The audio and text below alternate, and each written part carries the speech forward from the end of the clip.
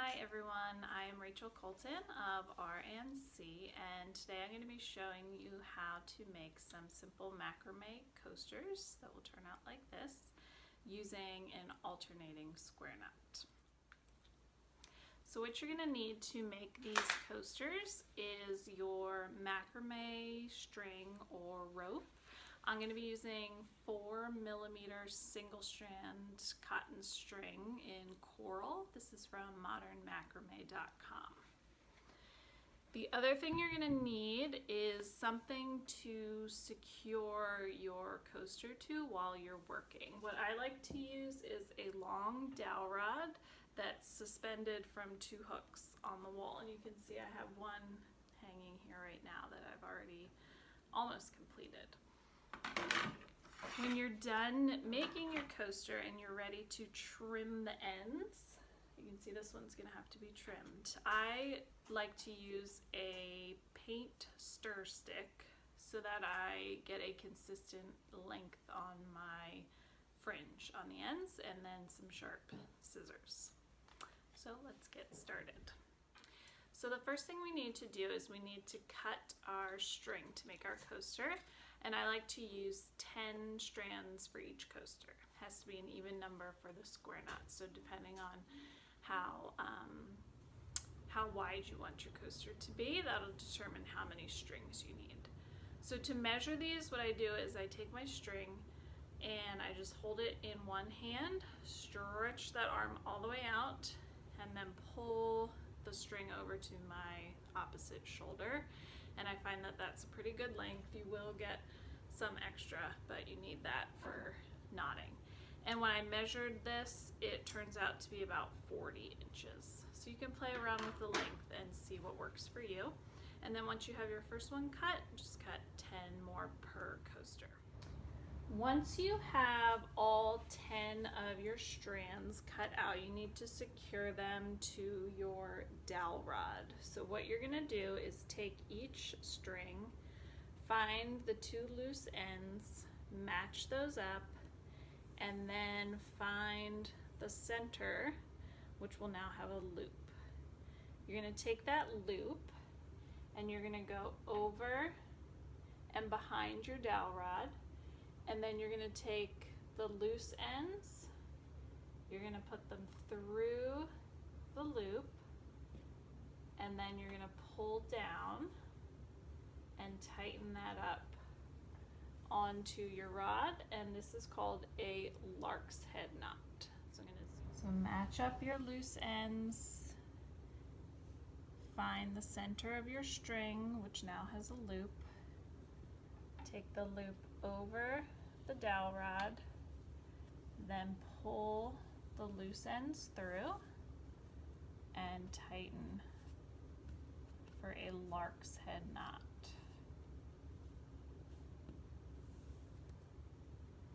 And you're going to repeat that with all 10 strings, lining them up next to each other.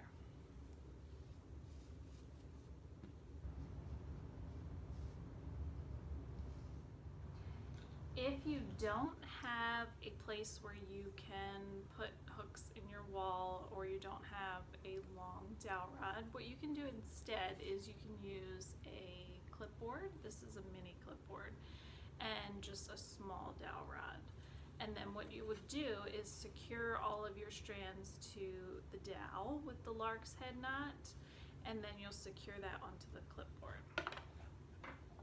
So you'll do the same thing that you would do with the large dowel rod. So you take each strand, match up the loose ends, find the loop at the middle, and then just take the loop over your dowel rod, pull the loose ends through the loop, and tighten, and that gives you your Larks head knot. And you would do that with all 10 of your strands. If you're going to be working with the small dowel rod and the clipboard, once you have all 10 strands secured with a Larks head knot, what you do is you're just going to clip over top of the dowel rod and the top of the strands, and then you can just put this in your lap and do your knots on here. It's just a way to hold everything in place while you're working. This is a great option if you want to take this on the go, waiting rooms, airplanes, wherever. Alright, so we have all 10 strands secured to our dowel rod, so we're going to get started with our pattern of alternating square knots. So what you're going to do is you're going to take the first 4 strands on either end and you're going to make a square knot. So to do this, you're going to take the outermost strand. I like to work from the right side first to be consistent. You're going to take that strand and you're going to lay it across the other 3 strands. So you're going to make this sort of backwards 4. Then you're going to take the string on the other end of those 4 and it's going to come behind the other strands. And then these 2 in the center just dangle in the middle. So this one that went over, you're going to take through the loop on the end, and the string that went under is going to come up through this loop on the end, and then you're going to pull those tight up to the top. That's the first half of your square knot. So to make the other half, you're going to do the opposite. So now my leftmost strand is going to go over, making that 4.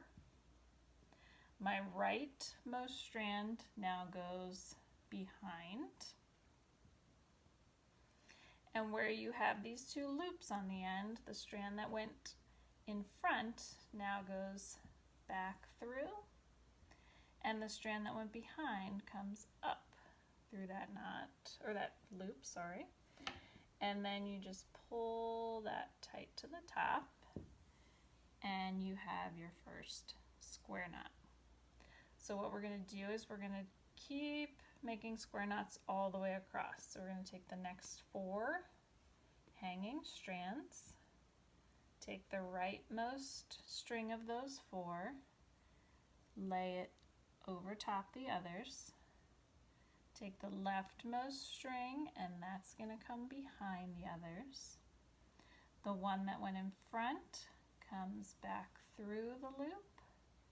The one that went behind comes up through the loop and then pull tight. And then to complete the knot, you reverse it. So the left side goes over, right side goes behind, up through, down through, pull tight. And you just keep going all the way across. Now that we have the first row of square knots, what we're going to do is called an alternating square knot.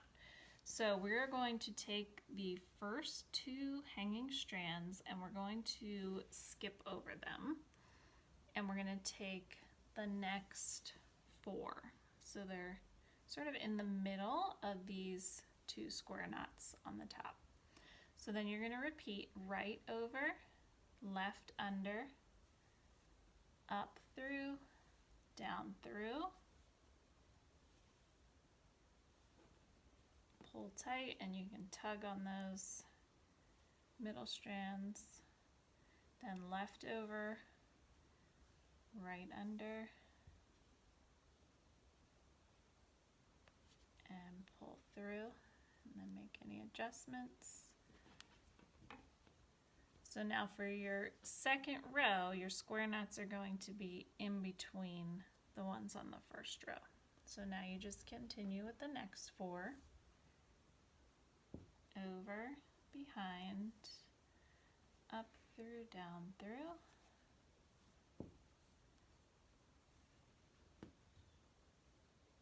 pull tight,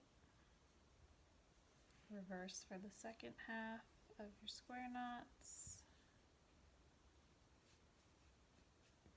pull tight, and then just continue that across, all the way across to the end. So once you have completed the second row, you'll notice that the 2 strands on either end were not in use for these knots, and instead of the 1, 2, 3, 4, 5 square knots we had on the first row, the second row will have 1, 2, 3, 4. So now you're going to do your third row, which will again have 5 and all strands included. So you're going to take those outermost 4,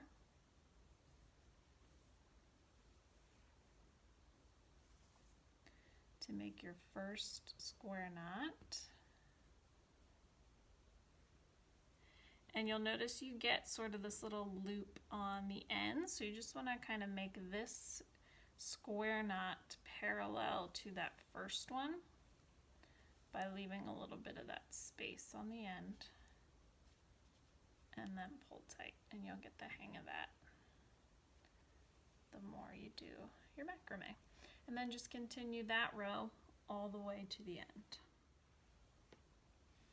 So to complete the coaster, you're going to continue doing rows of alternating square knots, and by the time you are finished, you're going to have 11 rows. So you have 1, 2, 3, 4, 5, 6, 7, 8, 9, 10, 11. Or the way I like to count these to make sure that they're consistent is I count the rows of full square knots. 1, 2, 3, 4, 5, 6. So the rows that have 5 square knots, you're going to have 6 of those. When your coaster is finished and you're ready to trim, what you need to do is just take your dowel rod either off the wall or off the clipboard, wherever you're working, and you're just going to slowly slide this off of the dowel. And those knots should slide right off. And then these Larks heads knots that you use to secure your cord to the dowel, we actually don't need anymore. So you can just gently pull those out. And then we're ready to trim our fringe on either side. So when I'm ready to trim the excess off of my coaster, what I do is I take it to the edge of a table. It'd probably be better if it was a square table, but this one's round. And I just sort of dangle the excess over the edge. And I use a paint stir stick because I like the width of that to determine the length of my fringe. It's probably about 1 inch. So what I do is I just line the paint stick up with the end of the square knots, then dangle the fringe over the edge of the table, and then just take scissors and trim along. You kind of have to use the scissors to lift the strands and then just trim along, and that'll give you your fringe. And if you want to, you can comb this out, but it will sort of unravel over time, so I just leave it as it is. And you do the same thing on the end with these loops. Line your paint stick up with the edge of your square knots, kind of pull these loops out and over the edge, and just trim along. Doesn't have to be perfect. And they kind of just drop to the floor, and you can pick those up later. And that is your finished coaster. And then if you want to make a whole set, you can do 4 of them.